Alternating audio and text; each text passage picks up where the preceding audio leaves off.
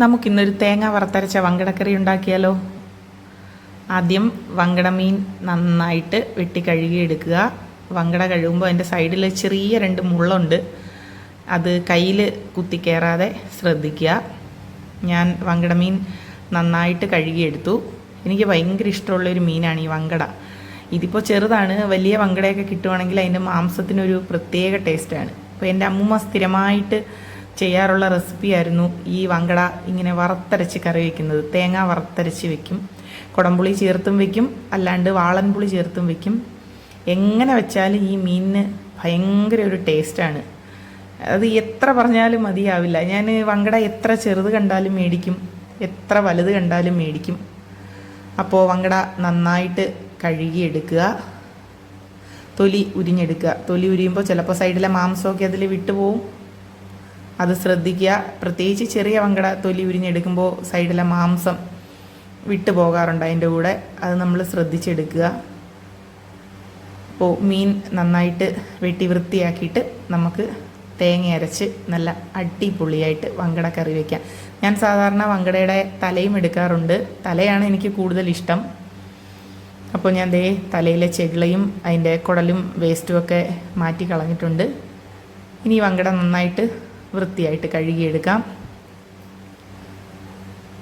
ഇനി നമുക്ക് വങ്കട കറി പ്രിപ്പറേഷനിലേക്ക് കിടക്കാം. ഞാൻ മീനൊക്കെ വെട്ടി വൃത്തിയാക്കി വെച്ചു. ഇനി തേങ്ങ പൊട്ടിക്കാം. സാധാരണ ഞാൻ തേങ്ങ വെള്ളം കുടിക്കാറില്ല, അതാണ് സിങ്കിൽ കളഞ്ഞത്. ഇനി അത് നമുക്കൊന്ന് വറക്കാൻ പാകത്തിന് തിരുമിയെടുക്കാം. ആവശ്യത്തിന് തേങ്ങ തിരുമിയെടുത്തു. ഇനി അത് അടുപ്പിലേക്ക് വെക്കാം. ഞാനിവിടെ തേങ്ങ വറക്കുന്നത്, എനിക്കൊരു കൽച്ചട്ടി ഉണ്ട്. കൽച്ചട്ടി എന്ന് പറഞ്ഞാൽ നമ്മുടെ മൺചട്ടി തന്നെ, അതിലേക്ക് കറുത്ത ചട്ടി, കുറേ വർഷമായതാണ്. അതിനകത്താകുമ്പോൾ കരിഞ്ഞു പോവില്ല. നമുക്ക് പാകത്തിന് നന്നായിട്ട് ചൂടായി കഴിയുമ്പോൾ തീ കുറച്ചിട്ടാൽ പാകത്തിന് മൂത്ത് കിട്ടും.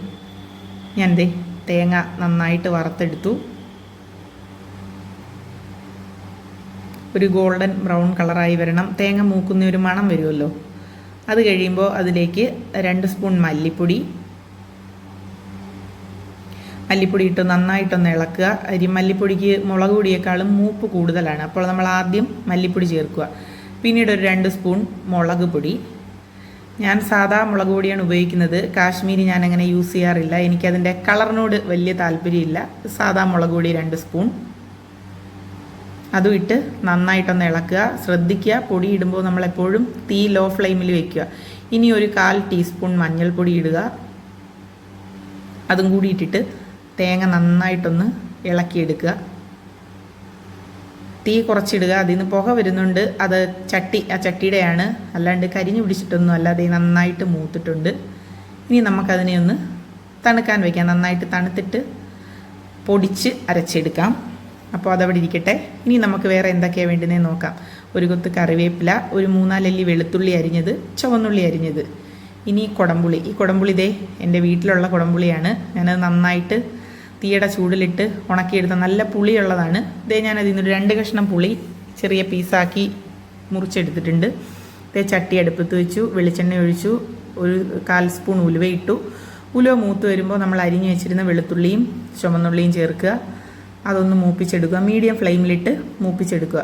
ചെറുതായിട്ട് മൂക്കാൻ തുടങ്ങി. ആ ഉലുവയും ചുവന്നുള്ളിയും വെളുത്തുള്ളിയും കൂടെ ആകുമ്പോൾ നല്ലൊരു മണമാണ് കേട്ടോ. അതൊന്ന് മൂത്ത് വരുന്ന സമയത്ത് നമ്മൾ അതിലേക്ക് ഈ അരച്ച് വെച്ച തേങ്ങ ചേർക്കുക. തേങ്ങ ചേർത്തിട്ട് ഇനി അത് നന്നായിട്ടൊന്ന് ഇളക്കി കൊടുക്കണം. ആ തേങ്ങയിലെ ജലാംശം ഒന്ന് വറ്റി വരണം, മുഴുവനായിട്ടും വറ്റണ്ട, ഒന്ന് വറ്റി അത് ഈ ചട്ടിയിൽ നിന്ന് വിട്ട് തുടങ്ങുന്ന പാകമാവും. നമ്മളൊന്ന് ഇളക്കി കൊടുക്കുക, ഇല്ലെങ്കിൽ പെട്ടെന്ന് അടിയിൽ പിടിക്കും. തിളച്ച് നന്നായിട്ട് തിളയ്ക്കുന്നുണ്ട്. തിളച്ച് അതിൽ ജലാംശം ഒന്ന് വറ്റി എണ്ണമായി ഒന്ന് തെളിഞ്ഞ് വരും.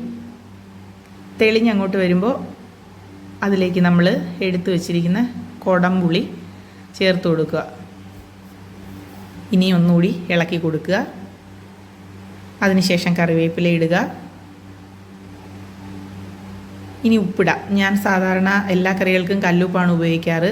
എന്നോടൊരു ഡോക്ടർ പറഞ്ഞു, എൻ്റെ ഹസ്ബൻഡിന് തൈറോയിഡ് കൂടുതലായപ്പോൾ പൊടിയുപ്പ് ഉപയോഗിക്കരുത്, കല്ലുപ്പാക്കാൻ.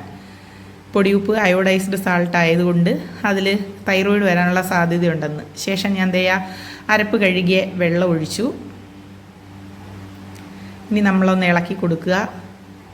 ഈ ഇളക്കുന്ന സമയത്ത് നമ്മൾ ഉപ്പ് പാകമാണോ നോക്കുക, അല്ലെങ്കിൽ ആവശ്യത്തിന് ചേർത്ത് കൊടുക്കുക. എനിക്കെല്ലാം ഒരു കൈക്കണക്കാണ്, അതുകൊണ്ട് ഞാനിട്ട ഉപ്പ് കറക്റ്റായിരുന്നു. ഇനി അതൊന്ന് തിളക്കട്ടെ. നല്ല തിളച്ച് വരുന്ന സമയത്ത് മീനിടുക. ഹൈ ഫ്ലെയിമിൽ വെച്ച് തിളച്ച് വരുമ്പോൾ നമ്മൾ തീ മീഡിയം ഫ്ലെയിമിലാക്കുക. മീനിട്ട് അതിനെ ഒന്ന് ഇളക്കി ഒന്ന് യോജിപ്പിച്ച് അടച്ച് വെച്ച് ഒരു 10 മിനിറ്റ് മതിയാവും വേവിച്ചെടുക്കുക. ഇതേ തിള വന്നു. ഇനി അടച്ചു വയ്ക്കുക. ഒരു 5 മിനിറ്റിന് ശേഷം ഒന്ന് തുറന്ന് നോക്കുക. നന്നായിട്ട് പുളിയൊക്കെ ഇറങ്ങി തുടങ്ങിയിട്ടുണ്ടാവും. അപ്പോൾ പുളി ഇറങ്ങുമ്പോൾ സ്വാഭാവികമായിട്ട് ഉപ്പ് കുറയും. ആവശ്യത്തിന് വേണമെങ്കിൽ ഉപ്പ് ചേർത്ത് കൊടുക്കുക.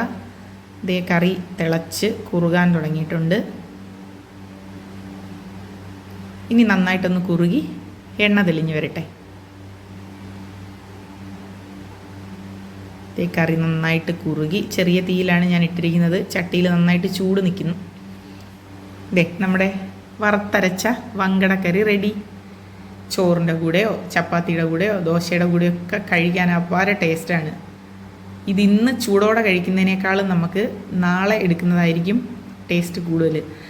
അപ്പോൾ ഇഷ്ടപ്പെട്ടെങ്കിൽ എല്ലാവരും ലൈക്ക് ചെയ്യുക, അഭിപ്രായങ്ങൾ കമൻറ്റ് ചെയ്യുക, എൻ്റെ ചാനൽ സബ്സ്ക്രൈബ് ചെയ്ത് സഹായിക്കുക. അപ്പോൾ അടുത്തൊരു വീഡിയോ ആയിട്ട് കാണുന്നതുവരെ ഗുഡ് ബൈ. അപ്പോൾ ഞാൻ വങ്കടക്കറിയും കൂട്ടി ചോറിനട്ടെ. എല്ലാവരും കട്ട സപ്പോർട്ട് ചെയ്യണം. ഓക്കെ.